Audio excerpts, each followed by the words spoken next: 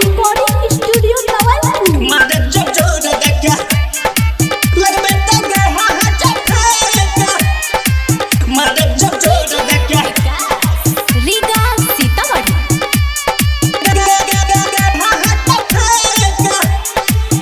हर के सेटा में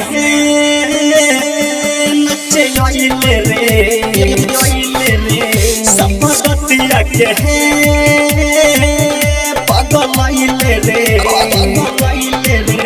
अरे बाढ़ते बेसरमी भूखताटे गरमी सबके देखावता दे चोली भेके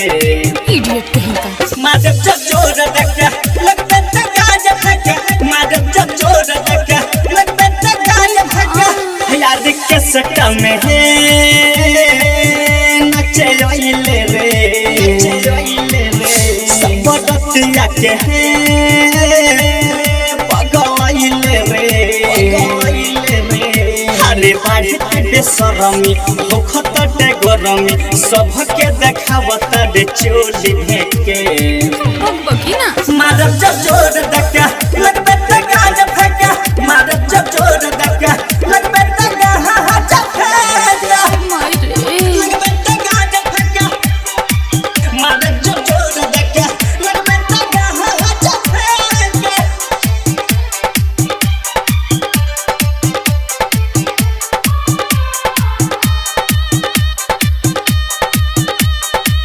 मारब जब जोर देखा लगबे त गाहा चफेका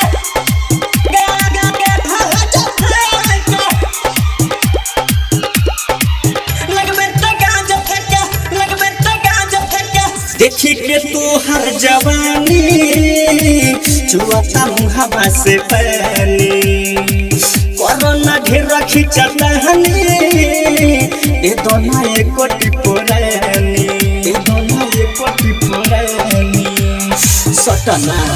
देखी के तू हर जवानी चुआता मुहावा से पानी कोरोना ढेर रखी चटहनी ए दोना एक कोटी पुरानी पाजमेले मधरी बुता के मदकरी चोलिया के चीज हम लागब छके कपार फाड़ दे। मारब जब जोर देखा लगबे त गाज फेंका मारब जब जोर देखा लगबे त गाहा चफेका लगबे त गाज फेंका मारब जब जोर देखा लगबे त गाहा चफेका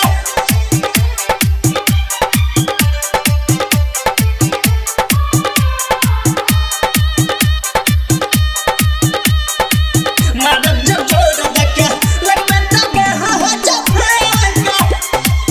गाहा चफेका लगबे त गाज फेंका लगबे त गाज फेंका कदी ही तोहरा के रेस छोड़ी ना आज घर में साझे से पीछे वाला है गोल तोरा तो निर्मल जोगे तोरा तो निर्मल जोगे रे कदी ही तोहरा के रेस छोड़ी ना आज घर में साझे से पीछे वाला गोल तोरा तो निर्मल जोगे पट जाई लाइट हाजुए के नाइट हक जाए मरौटी के याद लेके तो चला। मारब जब जोर देखा लगबे त